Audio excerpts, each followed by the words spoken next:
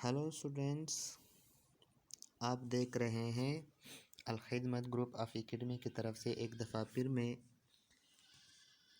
आपके साथ हाज़िर हूँ और आज हमने डिस्कस करना है ह्यूमन हार्ट एनाटॉमी। तो dear student, first of all I am discussing about the human heart anatomy. So the basic portion of the basic part of the human heart is that is the right atrium, that is the left atrium, that is the right ventricle and that is the left ventricle। तो ये सबसे पहले जो deoxygenated blood होगा वो through superior vena cava and inferior vena cava के through deoxygenated blood सबसे पहले आएगा कौन से हिस्से में? राइट एट्रियम में। फिर राइट एट्रियम और राइट एट्रियम और राइट वेंट्रिकल के दरमियान वेल मौजूद है और उस वेल का नाम है ट्राइकस्पिड वाल। क्या नाम है? ट्राइकस्पिड वाल। अब बेटा जब यहाँ ज़रा आप देखें डियर स्टूडेंट्स, तो ये राइट वेंट्रिकल जो है, राइट वेंट्रिकल और पल्मोनरी आर्टरी के दरमियान वेल मौजूद है। इस वाल को हम कहते हैं सिमिलुनार वाल। ये ट्राइकस्पिड वाल और ये क्या है? सिमिलुनार वाल है। तो ये इसका राइट वेंट्रिकल है, that is the pulmonary artery and that is the left ventricle. और ये डियर स्टूडेंट जो है आपको नज़र आ रहा है, ये हमारे पास क्या है? ये ह्यूमन हार्ट का लेफ्ट वेंट्रिकल है। तो बेसिक पार्ट्स के बाद मैंने आपको ये दिखाना है, ये डिस्कस करना है कि इस हार्ट के अंदर सबसे पहले डीऑक्सीजनेटेड ब्लड कौन कौन से रास्ते से आएगा और किस किस रास्ते से जाएगा। लेकिन आप इससे पहले सर्कुलेशन से पहले आपको ये पता होना चाहिए कि जो आउटर मोस्ट लेयर है आप यानी ये वाला outer most layer of the heart is called pericardium यानी पेरिकार्डियम एंड द क्यूविटी यानी दिस क्यूविटी को डियर स्टूडेंट जो पेरिकार्डियम के इंटर साइड है बीनीथ है उस क्यूविटी का नाम है पेरिकार्डियल क्यूविटी। एंड इस क्यूविटी के अंदर बेटा यहाँ पे मौजूद है फ्लूइड। क्या चीज़ मौजूद है? फ्लूइड। और इस फ्लूइड का नाम है पेरिकार्डियल फ्लूइड।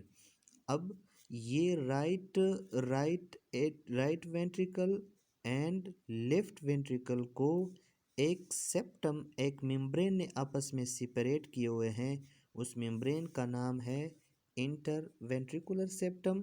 और दो एट्रियम को यानी राइट एट्रियम और लेफ्ट एट्रियम के दरमियान भी एक मेम्ब्रेन होता है, उसका नाम होता है इंटर ऑरिकुलर सेप्टम।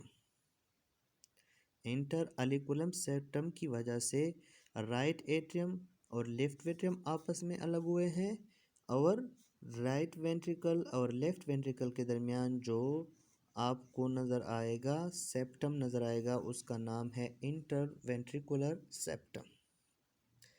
तो ये बेसिक पार्ट्स हैं ह्यूमन हार्ट के। अब सर्कुलेशन इस ह्यूमन हार्ट के अंदर किस तरीके से होता है? तो फर्स्ट ऑफ ऑल एक इंसान की बॉडी को अगर आप देखें तो इसके दो बेसिक पार्ट होते हैं। एक हिस्सा दिल से ऊपर यानी एक हिस्सा जो ह्यूमन हार्ट है उससे ऊपर वाला है यानी गर्दन सर वाला साइड, और दूसरा जो है दिल से नीचे वाला हिस्सा है जिसके में डामन आता है, एब्डामेन। और इसके साथ साथ जो हमारे पाँव हैं, हमारे हाथ है, ये सारे के सारे जो दिल से नीचे है, इसमें डीऑक्सीजनेटेड ब्लड जो है सर वाले साइड से आएंगे सुपीरियर वेना केवा के थ्रू, और जो नीचे वाला साइड है यानी पाँव वाला साइड है, दिल से नीचे वाला हिस्सा जो है हार्ट से जो ह्यूमन हार्ट से नीचे वाला हिस्सा है उससे जब डीऑक्सीजनेटेड आएगा तो इस इन्फीरियर वेना केवा के थ्रू आएगा। अब सबसे पहले इस इन्फीरियर वेना केवा से डीऑक्सीजनेटेड ब्लड आएगा कहाँ पे? राइट एट्रियम के अंदर, यानी ऐसा ब्लड जिसके अंदर कार्बन डाइऑक्साइड की कंसंट्रेशन ज़्यादा हो तो इसको हम डीऑक्सीजनेटेड ब्लड कहेंगे। वो सबसे पहले आएगा कहाँ पे? राइट एट्रियम में। फिर राइट एट्रियम जब कंट्रैक्ट होता है तो ये ट्राइकस्पिड वाल्व जो है ये खुल जाता है और ये डीऑक्सीजनेटेड ब्लड आ जाता है कहाँ पे, राइट वेंट्रिकल में। अब बेटा ये राइट वेंट्रिकल जब खुलता है तो यहाँ पे तो कस्पिड वाल लगे हुए हैं, यहाँ पे भी बाइकस्पिड वाल है, यहाँ पे ट्राइकस्पिड वाल है। लेकिन जब ये deoxygenated blood towards the lungs, यानी ये राइट वेंट्रिकल जो है इसको पुशअप करके इसको कंट्रैक्ट होने के बाद ये डीऑक्सीजनेटेड ब्लड मोशन स्टार्ट करेगा कौन सी साइड पे, लंग्स की साइड पे। अब आपको पता है कि एक राइट लंग्स है एक लेफ्ट लंग है, तो जब राइट लंग्स और लेफ्ट लंग्स के पास यही इंसान का यानी ह्यूमन का जो डीऑक्सीजनेटेड ब्लड है वो आपको पता है कि यहाँ पे एल्विलाई मौजूद होता है। लंग्स के अंदर क्या चीज़ मौजूद है, एल्विलाई। अब इस एल्विलाई के अंदर ऑक्सीजन की कंसंट्रेशन ज़्यादा है क्योंकि हम सांस लेते हैं, इस विलाई के अंदर भी ऑक्सीजन की कंसंट्रेशन ज़्यादा है। तो ये डीऑक्सीजनेटेड ब्लड जब एल्विलाई के पास चला जाता है तो ये वाला डीऑक्सीजनेटेड ब्लड जो है यहाँ पे गैसेस एक्सचेंज होके कार्बन डाइऑक्साइड जो है वो लंग्स की तरफ चला जाता है और ऑक्सीजन जो है वो ब्लड की तरफ आता है।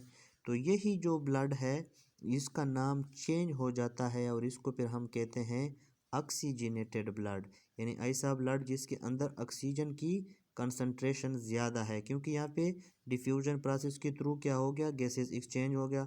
अब ये ऑक्सीजन कंटेनिंग ब्लड जो है जिसको हम ऑक्सीजनेटेड ब्लड कहते हैं वो बेटा पल्मोनरी PULMONAR पल्मोनरी वेन के ज़रिए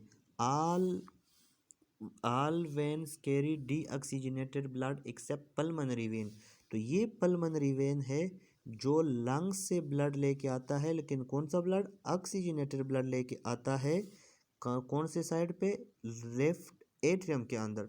और ये वाला जो है डियर स्टूडेंट ये पल्मोनरी आर्टरी है, all artery carry oxygenated blood accept pulmonary artery. अब ये वाला आर्टरी ज़रा देखे जो राइट वेंट्रिकल से जा रही है कहाँ पे, लंग्स की तरफ, और इसके अंदर कौन से ब्लड मोशन कर रहा है, डीऑक्सीजनेटेड ब्लड। तो ये पल्मोनरी वेन्स हो गया और ये पल्मोनरी आर्टरी हो गया और ये पल्मोनरी वेन्स हो गया। इसके बाद वही ऑक्सीजनेटेड ब्लड लेफ्ट एट्रियम में आता है और लेफ्ट एट्रियम जब कंट्रैक्ट होता है तो वो ऑक्सीजनेटेड ब्लड आता है कौन सी साइड पे, लेफ्ट वेंट्रिकल में। अब बेटा जब लेफ्ट वेंट्रिकल कंट्रैक्ट होगा तो ये ब्लड की सर्कुलेशन का जो मोशन है वो थ्रू आर्टा की तरफ होगा। अब ये देखें ये लेफ्ट वेंट्रिकल से ब्लड ऑक्सीजनेटेड ब्लड कहाँ पे आया, आर्ट्रा के अंदर।